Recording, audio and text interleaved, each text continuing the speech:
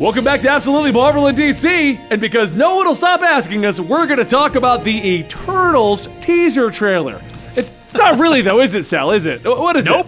Nope. It's the MCU Phase 4 trailer. It's just teasing it. It's also like a commercial for movie theaters. Yeah, basically, I agree with you on that too. I found it hilarious because like you hit me up, you're like the Eternals trailer dropped, and I'm like, oh crap, let's go watch that before the show today because we'll talk about the Eternals trailer.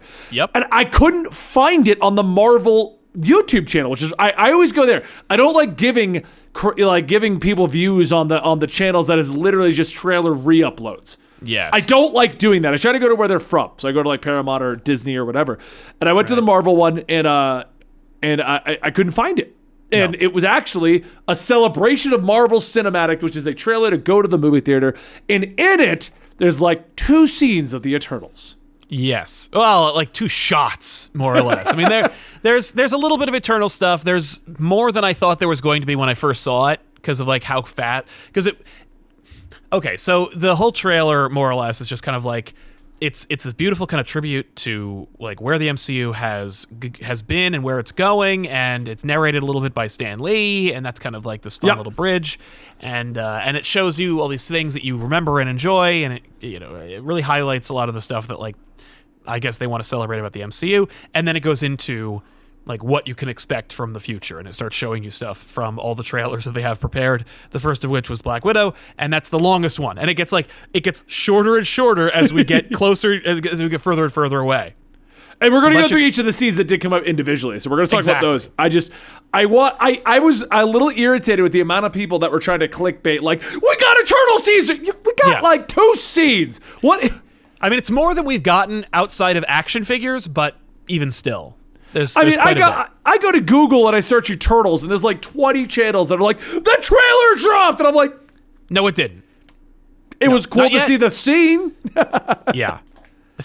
So, all right, let's just take it from the top here. The version, if you want to find, IGN is the one I linked over to Sal.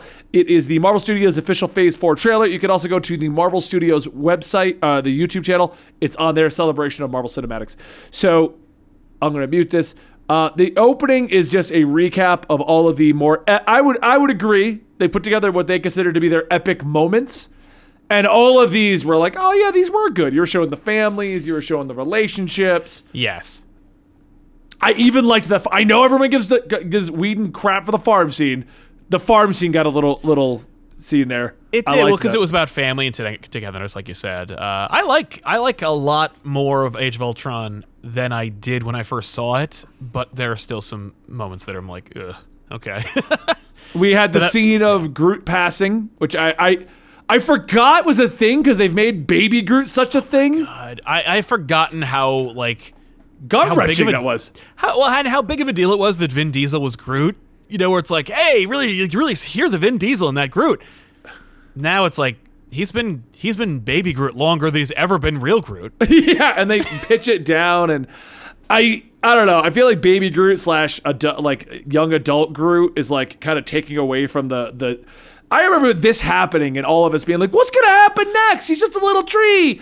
Yeah, and we saw it, baby. We got it. Now we got Teen Groot. I guess that's what it is. Yeah. Anyway, so moving on through this trailer, we get the scene from the finale of Black Panther where you had Michael B. Jordan Killmonger and Black Panther watching the sunset, which I thought was a very powerful scene. Great. It was one of the few times in the Marvel Cinematic Universe that, to me, it was like the beauty of the MCU and their cinematography and their CGI. Yes. Like how beautiful they could really make a scene. Most of Black Panther had those scenes, but this sunset just was so pivotal in this movie and was so beautiful and so artistic. I loved the scene, so this one is a good one. We move on to Gamora teaming up with Nebula, more family, Captain Marvel, and I can't remember her name, but the co-pilot girl. Rambeau. Rambeau, right, the mother for Rambeau. Yes. We move on to the big final sequences where everyone's fighting. You know, Captain Marvel's arrival to the end game, and then of course the epic. And I loved how they showed this from the theater. Yes. Like, and part of me was wondering, did they film this or did they grab it off somebody's? No, they must have paid somebody, like because there's like a dozen or more videos of people like filming Endgame opening night, and they were just like, we'll pay somebody, we'll get their footage, and we'll put it in there. And it was smart where they like blended. It went from you're in the theater, you see the heads, you hear all the reaction to all the key moments in Endgame, and then they kind of like just use the audio and put it over the movie, so you could just see like, because it's a high res trailer. It's like let's look at some sequences in high resolution. So I liked that, and also the epic Avengers Assemble finally happening. They showed us that one with the cheering, and at theater I was cheering like this too. It was it's something I'll never experience again in my life in a theater. I don't think we're ever going to get that. Like the whole entire pop culture universe just cheering for this. Yeah, I think you're right. So then they do some quick clips going through it all. This is the end of his speech. This is a minute and 45 into this trailer at this point, by the way. Yep. Mm-hmm. So it's not even like a lot of it. So and then we get the scenes of the upcoming stuff. Mm-hmm. We get Thick Widow, which is what I call a white-suited Black Widow based on the skin they gave her in Fortnite because she's got thick thighs. Thick Widow arrives. I'm assuming she did a lot of squats before this shoot, but whatever. I'll show you sometime. That costume came out last year in the Fortnite, and I was like, wow, she's been working out.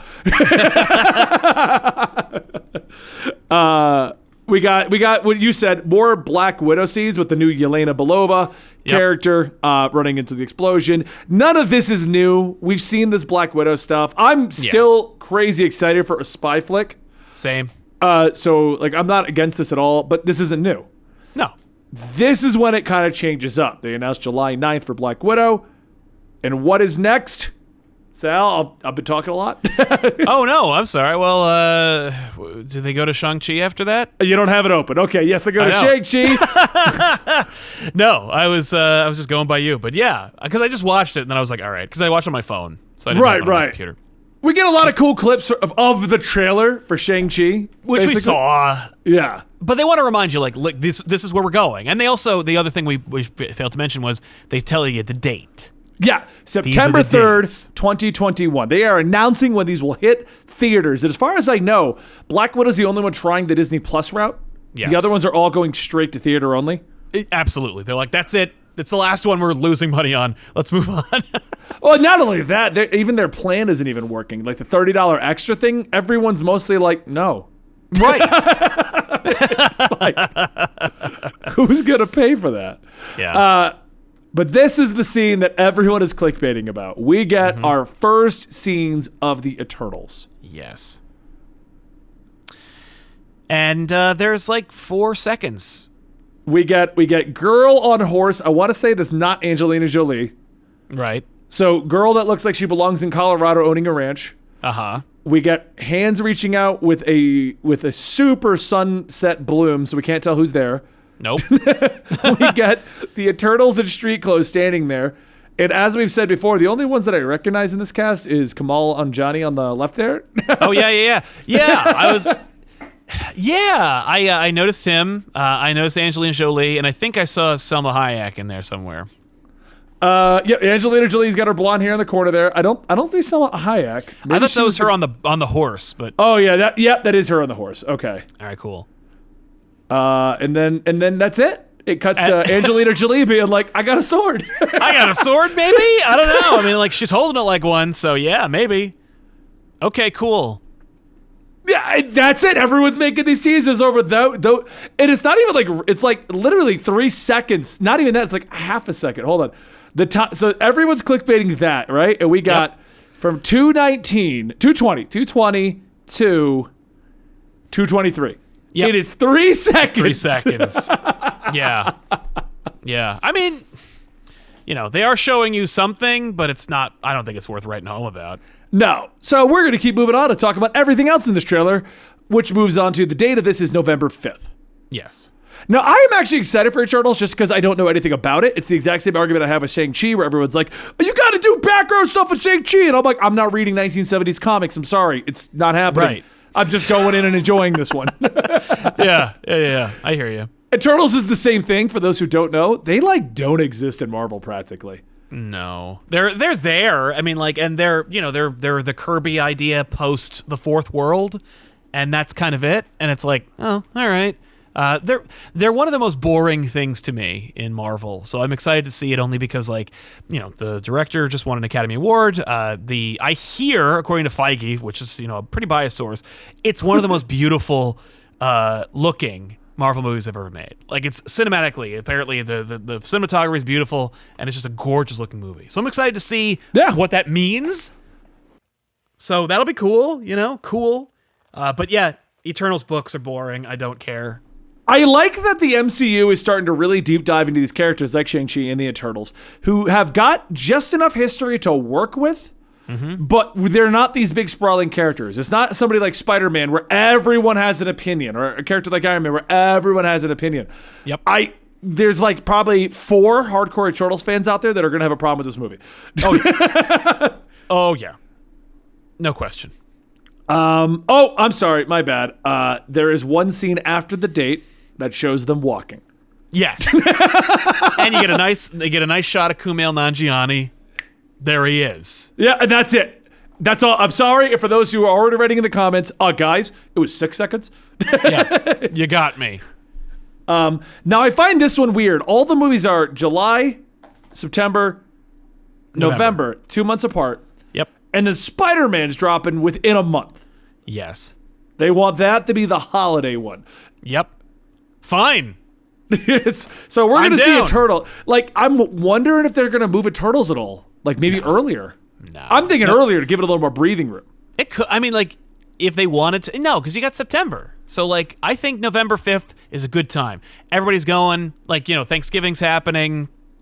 Yeah, they want to get it in and out. And so they were trying to hit both holiday weekends, is what you're saying. And I think the other thing is, like, you know, Spider-Man isn't technically a whole Marvel movie. So Marvel's not making all their money from Spider-Man.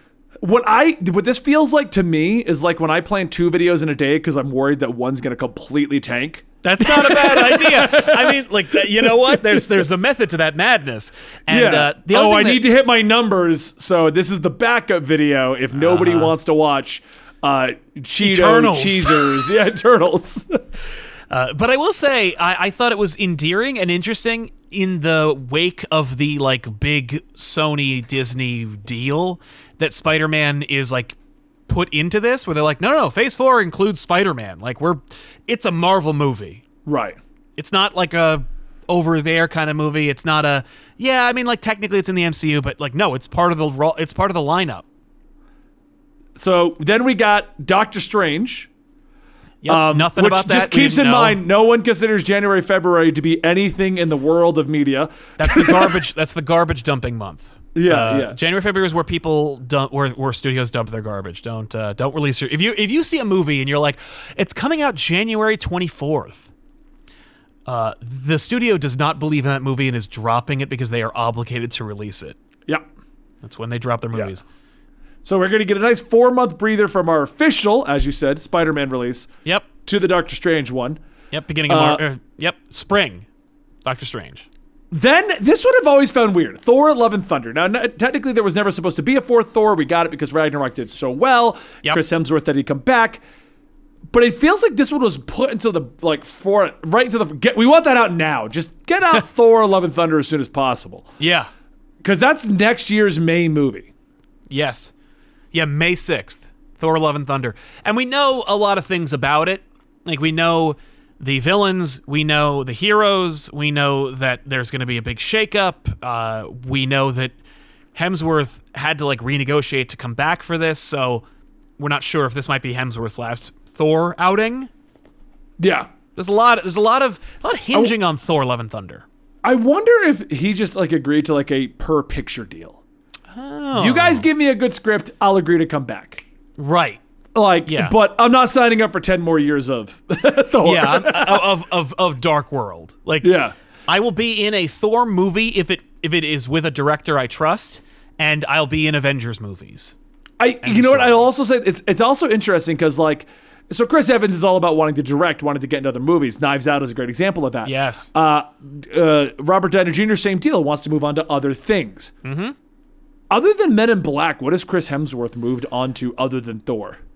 He was in that, like, I think there was like a Netflix series about, like, like the Courier or something. Yeah, I saw that one. It was really good. that was his franchise. Like, that was the next franchise for Chris Hemsworth. And I think they're making another one, or they made another one. So, like, it's that. It's Marvel, and it's that. And if that works out, less Marvel. If it doesn't, more Thor. Because he's not going to do an Ghostbusters Afterlife 2, where he plays the boneheaded secretary. Like, they're not going to do that anymore. And I think Men in Black is out. I'm the only person who liked that movie. Like, you must have been, because I don't know anyone. I definitely wasn't like, I want a sequel. I was more like, it's not as bad as everyone says. Like, no, that's all I gave it. All right, moving on. We got Black Panther, officially named Wakanda Forever, July 8th. Good name. This is the first time we're hearing about it, so, like, solid name. I'm super interested as to what's going to happen. I'm assuming they're just going to do the Shuri Black Panther route. I hope so. Like, I don't want them to introduce somebody. I want them to either be to find a way to have brought back Killmonger, or do Shuri. Those are the two that I would love to see move into that role. I bet that's what they're going to do. I bet Shuri becomes Black. I bet we're going to see a kind of like Falcon Winter Soldier situation where it's like Shuri, they're like, Shuri, you're Black Panther. And she's like, no, I don't want to be Black Panther. And she's like, and she like begrudgingly or like she like accepts the Black Panther role so she can be Queen of the Dead, so she can go into the afterlife and get T'Challa back. And the only one she can get is Killmonger. Ooh, that'd be a good way to do it, to kind of give a nice finale to T'Challa, you know, after the sad passing of the actor. Exactly. It'd be great to see that kind of a thing.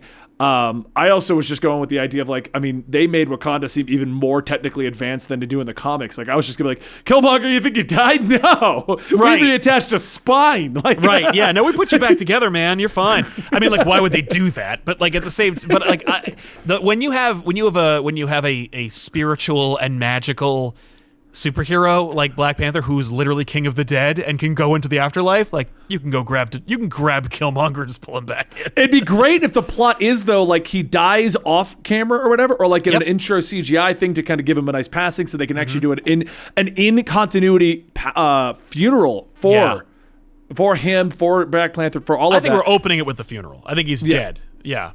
Like, something happened and he just passed away, and we're going to give it'd be amazing to see how the MCU handles that, because that funeral is not just going to be for T'Challa. No, that's going to be like Disney's farewell kind of a situation.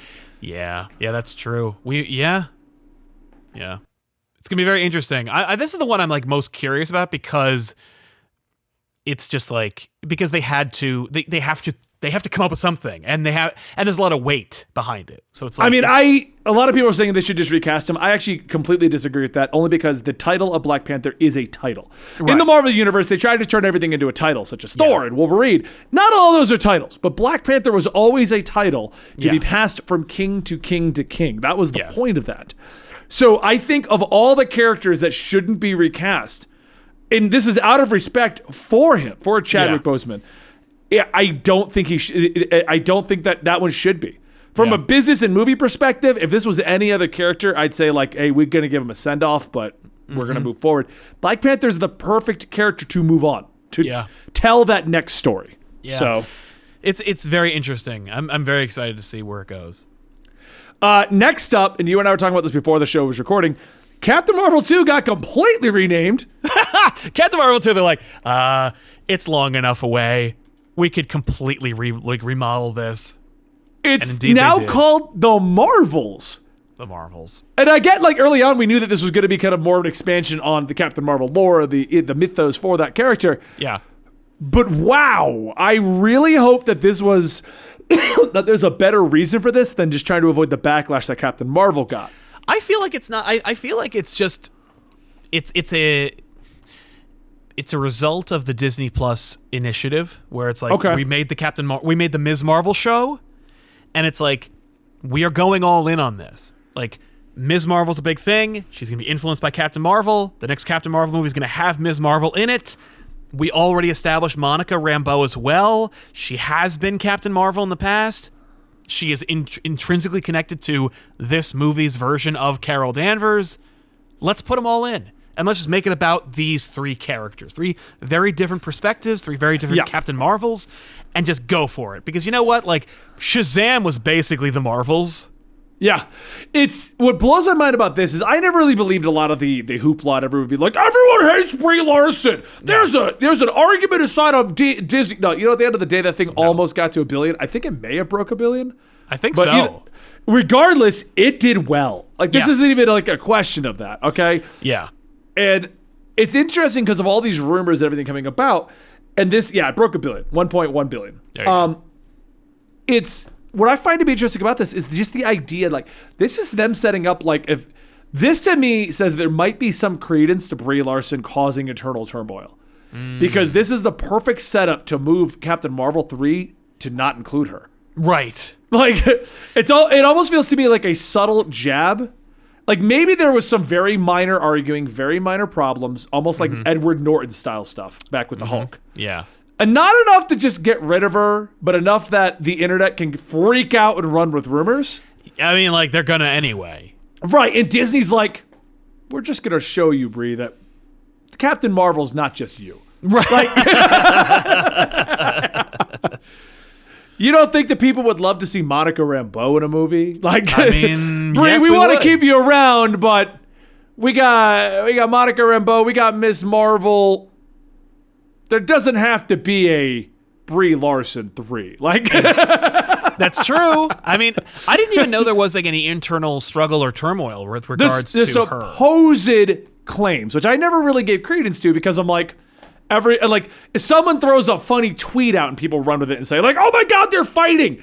Coming from the camp of the Weekly Poll, our old podcast, where everyone decided Rob and I were at each other's throats because of like one goofy tweet. Yep. I never gave much credence to my insider at Disney says that Brie Larson is causing. Yeah, that's okay. So because I don't listen to that stuff, I just completely missed that. Yeah, well, and that's what I mean. So, but this is the first time I'm like, they might just be kind of flexing on Brie Larson. Like maybe she said a few things and they're just kind of like, we just need to remind you. Yeah. Like, we're the goddamn MCU. Yeah. No one person except for Robert Downey Jr. is bigger than this. That's what I mean. Like, and we killed him. So yeah, he's gone. Until he isn't. Yeah, exactly. So it'll be interesting to see. I'm hoping it's more as just they wanted to bring all three Marvels in and thought it'd be fun. Yeah, I think it's just they probably were like, there aren't a lot of great Captain Marvel stories, so let's just put three of them together. Yeah. Next up, we got February 17th, 2023, Ant-Man and the Wasp. I'm excited for this one. I've always liked the characters of Ant-Man and Wasp. Same. And this is Quantumania. Quantumania could be the comedy multiverse movie where it's like Doctor Strange's Multiverse Madness is like, whoa, multiverses, this is messed up. Ant-Man and Wasp is like, nah, let's go to like crazy what if books. Like, yeah, exactly. You know what I just realized? I was thinking about it. You know, maybe I'm just talking up my butt, but it seems like they got rid of a lot of the numbering. Mm-hmm. Because Thor: Love and Thunder, the Quantumania, they're getting rid of the numbering. But then the next movie on our list is Guardians of the Galaxy Volume 3. So and I think but I think there's only two. I think after that, if they ever make any more Guardians of the Galaxy movies, it'll be Guardians of the Galaxy, Galactic Storm or something like that. Like they're not gonna. I think the only reason why it's Volume 3 is because James Gunn is back, and it is going to feel because James Gunn might not make any more Guardians of the Galaxy movies. I feel like they want it to feel the most like a trilogy. Like this is the James Gunn Guardians trilogy. It has this feel and this look. The first two are called Volume 1 and the second one's called Volume 2. I'm just looking at them renaming it to the Marvels. They might just be trying to go away from numbering. I think they are. And it has nothing to do with the supposed rumors. It's just we don't want to number things anymore. Mm-hmm. Yeah. No, I think you're right. I think they're definitely getting away from numbers. And that brings us to the fuzzy logo again. Yep. The Four. The Four. Hey, for a second, I was really hyped when I saw the I Four. thought it was a date. We're getting a date, but it's like it's May 2023 is when Guardians of the Galaxy Volume 3 comes out. Like, when is Fantastic Four? 2024? No, well, if you follow the pattern, the pattern. Yeah. They fell into the exact same dates like they've always done. This would be July. So they may be planning it as a July 2023 thing, but they don't want to say anything yet. It could be July. It could be November. Save them a lot of time. Because there's nothing. Like basically, they're just kind of like, we've told you enough. Yeah.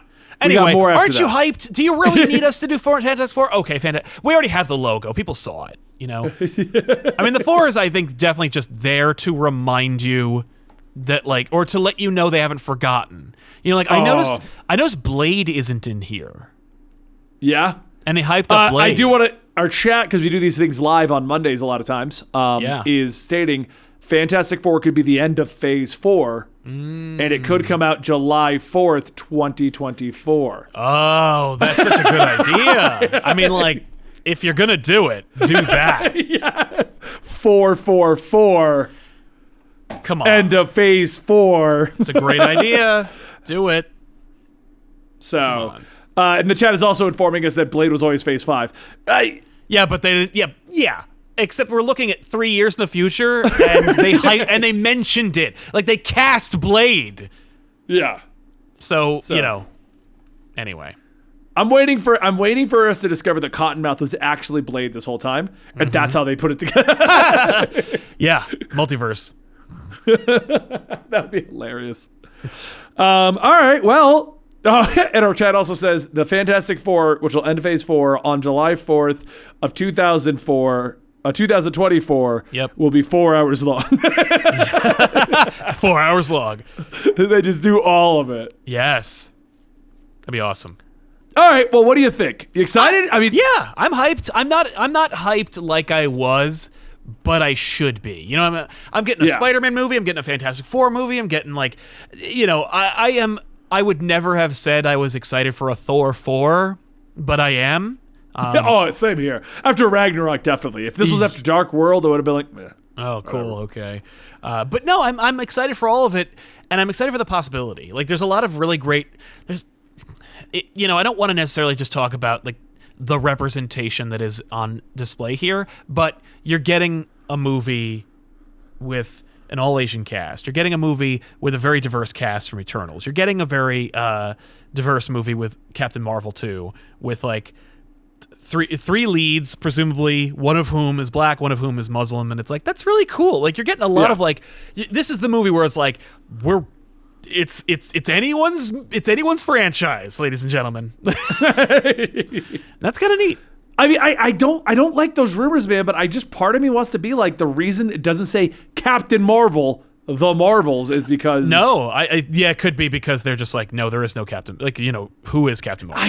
It feels so weird because, like, the whole time I'm like, Brie Larson's not causing that many problems. Yeah, I feel like there's no way. She's doing car commercials. Like, she doesn't. Like, come on. Oh, she's set for life. She could cause every kind of problem to any mankind. Yeah. You know?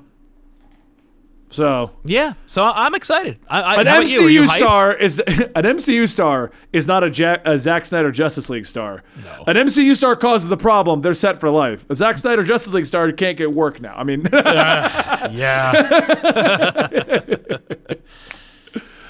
So what's I'm hyped. I'm super hyped. I'm not gonna lie. When I was watching this initially, and that Fantastic Four logo started to appear on the screen, I went from like I got all the great, like, yes, and then no day, like, no, why? Yeah. Sweet. Yeah. All right, guys. Well, let us know in the comments down below what you feel about this. This has been absolutely Marvel and DC. I'm Benny. That's Sal. Please check back frequently. We talk about all things good in the world of movies, comic books, and TV shows. More movies and TV shows. We do comic books and other channels.